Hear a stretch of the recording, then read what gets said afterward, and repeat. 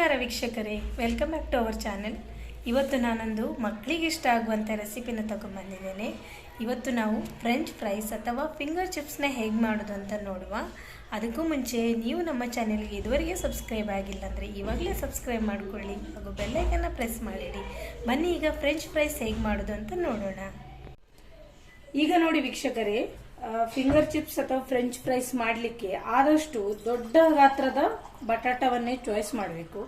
ಆವಾಗ ಚೆನ್ನಾಗಿರುವ ಪೀಸಸ್ ಸಿಗ್ತದೆ, ನಿಮಗೆ ದೊಡ್ಡ ಪೀಸಸ್ಗಳು ಸಿಗ್ತವೆ. ಅದಕ್ಕೋಸ್ಕರ ಹಾಗಾಗಿ ಈಗ ನೋಡಿ, 2 ಬಟಾಟೆಯನ್ನು ನಾನು ಚೆಂದ ಮಾಡಿ ತೊಳೆದಿಟ್ಕೊಂಡಿದ್ದೀನಿ. ಇದರದ್ದು ಫಸ್ಟಿಗೆ ನಾವು ಸಿಪ್ಪೆ ಸುಲ್ಕೊಳ್ಳುವ.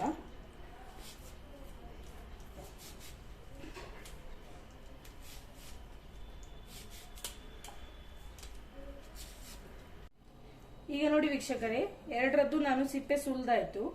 ಸ್ವಲ್ಪ ಸ್ವಲ್ಪ ಅದು ಕಣ್ಣು ಬರ್ತದಲ್ಲ, ಅಲ್ಲಿ ಉಳಿದಿದೆ, ಅದು ಪರವಾಗಿಲ್ಲ. ಈಗ ನಾವು ಇದನ್ನು ಕಟ್ ಮಾಡಿಕೊಳ್ಳುವ, ಮಧ್ಯೆ ಈ ರೀತಿ ಸೀಳ್ಕೊಳ್ಳುವ.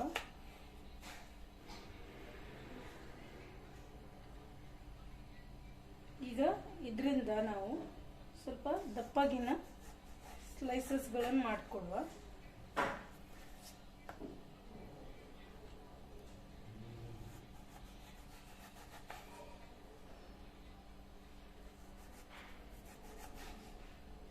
ಈ ರೀತಿ ಕಪ್ಪು ಇರೋದೆಲ್ಲ ತೆಕ್ಕೊಳ್ಬೇಕು.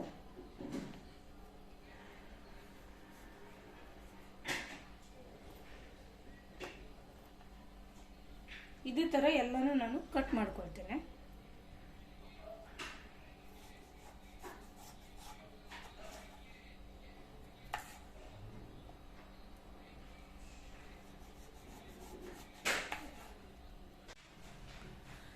ಈಗ ನೋಡಿ ವೀಕ್ಷಕರೇ, ಎಲ್ಲ ಕಟ್ ಮಾಡಿ ಆಯ್ತು. ಇದನ್ನ ನಾನೀಗ ಈ ಪಾತ್ರೆಯಲ್ಲಿ ಸ್ವಲ್ಪ ನೀರು ತಗೊಂಡಿದ್ದೇನಲ್ಲ, ಇದರಲ್ಲಿ ಹಾಕಿಡ್ತೇನೆ. ಯಾಕಂದ್ರೆ ಬಟಾಟೆ ಕಟ್ ಮಾಡಿದ ತಕ್ಷಣ ಅದರ ಬಣ್ಣ ಚೇಂಜ್ ಆಗ್ತಾ ಹೋಗ್ತದೆ. ಸ್ವಲ್ಪ ಅದು ಕೆಂಪಾಗ್ಲಿಕ್ಕೆ ಶುರು ಆಗ್ತದೆ. ಅದಕ್ಕೆ ನಾವು ಕೆಂಪಾಗ್ತದೆ, ಕೆಲವೊಮ್ಮೆ ಕಪ್ಪಾಗಿ ಸಹ ಆಗ್ತದೆ. ಅದಕ್ಕೆ ನಾವು ನೀರಲ್ಲಿ ಹಾಕಿಟ್ರೆ ಒಳ್ಳೇದು. ಈಗ ಹೇಗೆ ಬೇಕು ಒಂದೊಂದು ತೆಕ್ಕೊಂಡು ನಾವು ಸಣ್ಣ ಸಣ್ಣ ಪೀಸಸ್ ಆಗಿ ಕಟ್ ಮಾಡ್ಕೊಳ್ಬಹುದು. ಇವಾಗ ಫಿಂಗರ್ ಚಿಪ್ಸ್ ಮಾಡಲಿಕ್ಕೆ ಹೇಗೆ ಬೇಕು ಹಾಗೆ ಕಟ್ ಮಾಡಿಕೊಳ್ಳುವ. ನೋಡಿ, ಈ ರೀತಿ ಉದ್ದಕ್ಕೆ ಕಟ್ ಮಾಡಿಕೊಳ್ಳುದು.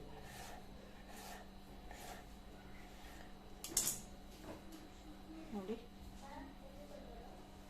ಈ ಸೈಜಲ್ಲಿ ಇರಬೇಕು, ಉದ್ದಕ್ಕೆ ಸ್ವಲ್ಪ ದಪ್ಪನೇ ಇರಬೇಕು. ಇದು ಪರ್ಫೆಕ್ಟ್ ಆಗಿದೆ ಪೀಸಸ್ಗಳು. ನೋಡಿ, ಇದು ಸ್ವಲ್ಪ ಸಣ್ಣದು ಬಂತು, ಬಟ್ ಇವುಗಳು ನೋಡಿ ಪರ್ಫೆಕ್ಟ್ ಆಗಿ ಪೀಸಸ್ ಕಟ್ ಆಗಿವೆ. ಇದನ್ನು ನಾವು ಸೈಡಿಗೆ ಇಡುವ. ಇದೇ ಥರ ಎಲ್ಲನೂ ಕಟ್ ಮಾಡಿಕೊಳ್ಳುವ. ಇದು ತುಂಬ ಸುಲಭ. ಮತ್ತು ನಾವು ಮನೆಯಲ್ಲಿಯೇ ನಮಗೆ ರೆಸ್ಟೋರೆಂಟಲ್ಲೆಲ್ಲ ಹೇಗೆ ಸಿಗ್ತದೆ ನೋಡಿ, ಅದೇ ಥರ ಟೇಸ್ಟ್ ಬರುವ ಹಾಗೆ ಮಾಡ್ಕೊಳ್ಬೋದು. ಕೆಲವೊಮ್ಮೆ ಮನೆಯಲ್ಲಿ ಮಾಡಿದ್ದು ಬೇಗನೆ ಮೆದುವಾಗ್ತದೆ, ಹೀಗೆಲ್ಲ ಪ್ರಾಬ್ಲಮ್ಸ್ ಆಗುತ್ತೆ. ಅದಕ್ಕೆ ನಾನೊಂದು ಹೊಸ ಟಿಪ್ ಬಳಸಿ ಮಾಡ್ತಾ ಇದ್ದೇನೆ. ಸೊ ವಿಡಿಯೋನ ಪೂರ್ತಿಯಾಗಿ ನೋಡಿ. ಇದು ನೀವು ಸಹ ಮನೆಯಲ್ಲೇ ರೆಸ್ಟೋರೆಂಟ್ ಸ್ಟೈಲ್ನ ಫಿಂಗರ್ ಚಿಪ್ಸ್ನ ತಯಾರು ಮಾಡಿ ತಿನ್ಬೋದು. ಇದೇ ಥರ ಎಲ್ಲನೂ ನಾನು ಕಟ್ ಮಾಡಿ ಇಟ್ಕೊಳ್ತೇನೆ. ಈಗ ನೋಡಿ, ಸುಮಾರು ಪೀಸಸ್ಗಳು ರೆಡಿ ಆದವು. ಇದನ್ನು ಮಾಡುವಾಗ ಸ್ವಲ್ಪ ಜಾಸ್ತಿಯೇ ಮಾಡಿ, ಯಾಕಂದರೆ ಇದು ತಿಂತಾ ಇದ್ರೆ ಹಾಗೆ ಮತ್ತೆ ಮತ್ತೆ ಬೇಕು ಅನಿಸ್ತದೆ. ಮಕ್ಕಳಿಗೆಲ್ಲ ತುಂಬ ಇಷ್ಟ ಆಗುವಂಥ ಒಂದು ತಿಂಡಿ ಇದು. ಹಾಗಾಗಿ ಜಾಸ್ತಿ ಕ್ವಾಂಟಿಟಿಯಲ್ಲೇ ಮಾಡಿ. ಈಗ ಎಲ್ಲ ತಯಾರಾಗಿದೆ ಅಲ್ವಾ, ಇದನ್ನೀಗ ಸ್ವಲ್ಪ ನಾವು ಒಂದು ಈ ಥರ ಕರ್ಚಿಪ್ ತಗೊಂಡು ಅದರಲ್ಲಿ ಇದರ ನೀರಿನ ಅಂಶ ಸ್ವಲ್ಪ ತೆಕ್ಕೊಳ್ಳುವ. ಯಾಕಂದರೆ ನಾವು ನೀರಲ್ಲಿ ಇಟ್ಕೊಂಡಿದ್ವಲ್ಲ, ಹಾಗಾಗಿ ತುಂಬ ನೀರಿನ ಅಂಶ ಇದೆ. ಸೊ ಸ್ವಲ್ಪ ಇದನ್ನೀಗ ವೈಪ್ ಮಾಡಿಕೊಳ್ಳುವ.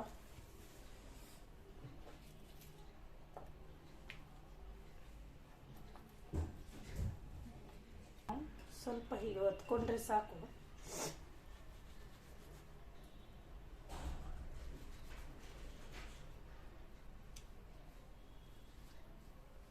ನೀರಿನ ಪಸೆ ಸ್ವಲ್ಪ ಹೋಗ್ಲಿ ಅಂತ ಅಷ್ಟೇ.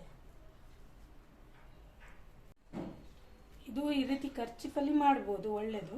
ಅದಿಲ್ಲಂದ್ರೆ ನಾವು ಒಂದು ಈ ಥರ ಟಿಶ್ಯೂ ಪೇಪರ್ನ ತಗೊಂಡು ಸಹ ಹೀಗೆ ಮೇಲ್ಗಡೆ ಒತ್ತಿದ್ರೆ ಹೋಗ್ತದೆ, ನೀರಿನ ಪಸೆ ಎಲ್ಲ ಹೋಗ್ತದೆ. ಟಿಶ್ಯೂಗಿಂತ ಬಟ್ಟೆಯಲ್ಲಿ ಮಾಡಿದ್ರೇ ತುಂಬ ಒಳ್ಳೆಯದು. ನೋಡಿ ಆದಷ್ಟು ಡ್ರೈ ಆಯಿತು. ಈಗ ಈ ಥರ ಒಂದು ಪಾತ್ರೆಯನ್ನು ತಗೊಂಡು ಅದರಲ್ಲಿ ನಾನು ನೋಡಿ 2 ಟೇಬಲ್ ಸ್ಪೂನ್ ಆಗುವಷ್ಟು ಕಾರ್ನ್ ಫ್ಲೋರ್ನ ಹಾಕ್ತಾ ಇದ್ದೇನೆ. ಇದು ಸೀಕ್ರೆಟ್. ಈಗ ನಮ್ಮ ಫಿಂಗರ್ ಚಿಪ್ಸ್ ನಾವು ಮನೆಯಲ್ಲಿ ಮಾಡಿದ್ದು ಕ್ರಿಸ್ಪಿ ಬರೋದಿಲ್ಲ ಅಂತ ಒಂದು ಆಗ್ತದೆ, ನಮಗೆ ಅನಿಸ್ತದೆ ಕೆಲವೊಮ್ಮೆ. ಅದಕ್ಕೆ ಇದೊಂದು ಟಿಪ್ಪನ್ನು ನಾವು ಎಕ್ಸ್ಟ್ರಾ ಆ್ಯಡ್ ಮಾಡಬೇಕು. ಈಗ 1 ಟೇಬಲ್ ಸ್ಪೂನ್ ಆಗುವಷ್ಟು ಅಕ್ಕಿ ಹಿಟ್ಟನ್ನು ಸೇರಿಸ್ತಾ ಇದ್ದೇನೆ. ಆಮೇಲೆ ರುಚಿಗೆ ಬೇಕಾಗುವಷ್ಟು ಉಪ್ಪು. ಈಗ ಮಿಕ್ಸ್ ಮಾಡುವ ಎಲ್ಲವನ್ನು.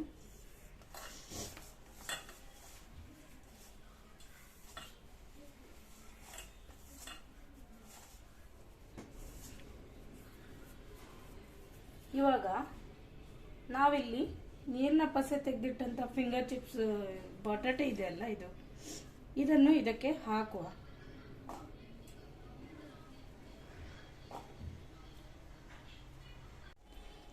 ಈಗ ನೋಡಿ ವೀಕ್ಷಕರೇ, ಮಿಕ್ಸ್ ಮಾಡ್ತಾ ಇದ್ದೇನೆ.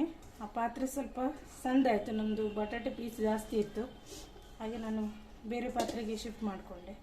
ನೋಡಿ ಎಲ್ಲ ಕಡೆ ಹೀಗೆ ಇದು ಹಿಟ್ಟು ಕವರ್ ಆಗಬೇಕು, ತಾಗಬೇಕು ಎಲ್ಲ ಕಡೆ. ನೋಡಿ ಎಲ್ಲ ಕಡೆ ಹಿಟ್ಟು ಮತ್ತು ಉಪ್ಪು ಎಲ್ಲ ತಾಗಿ ಆಯಿತು.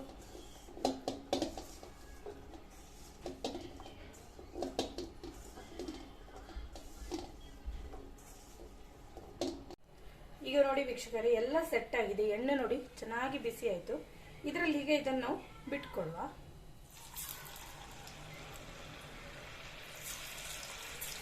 ಎಲ್ಲ ಬಿಟ್ಕೊಳ್ಬೇಕು, ಇಲ್ಲ ಮೈ ಮೇಲೆ ರಟ್ಟುತ್ತದೆ.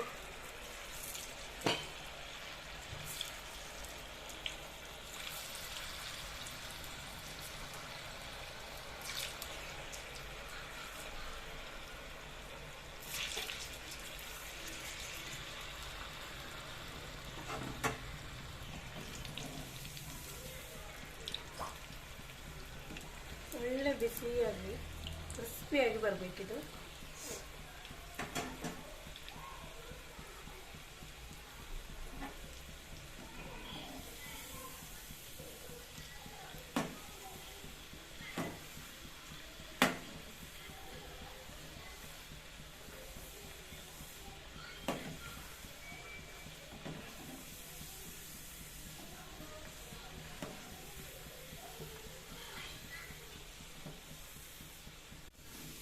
ಇದು ನೋಡಿ ಚೆನ್ನಾಗಿ ಈಗ ರೆಡಿ ಆಯಿತು.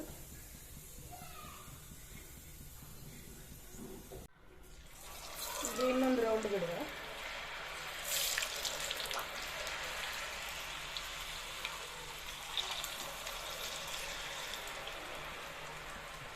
ಸ್ವಲ್ಪ ಜಾಗ್ರತೆ ಬೇಕು, ಇಲ್ಲ ಕೈ ಮೇಲೆ ಬರ್ತದೆ ಎಣ್ಣೆ. ಈಗ ಒಂದೇ ಸರ್ತಿ 4-5 ಬಿಡಬಹುದು.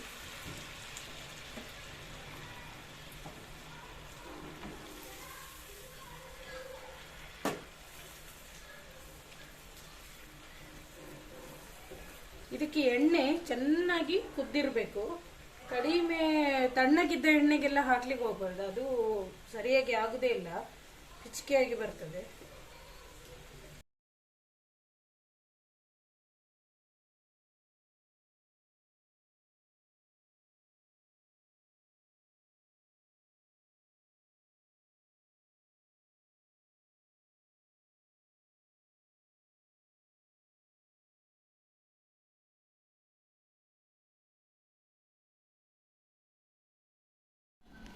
ನೋಡಿ ವೀಕ್ಷಕರೇ, ಎಷ್ಟು ಚೆನ್ನಾಗಿ ಬಂದಿದೆ ನಮ್ಮ ಫಿಂಗರ್ ಚಿಪ್ಸ್.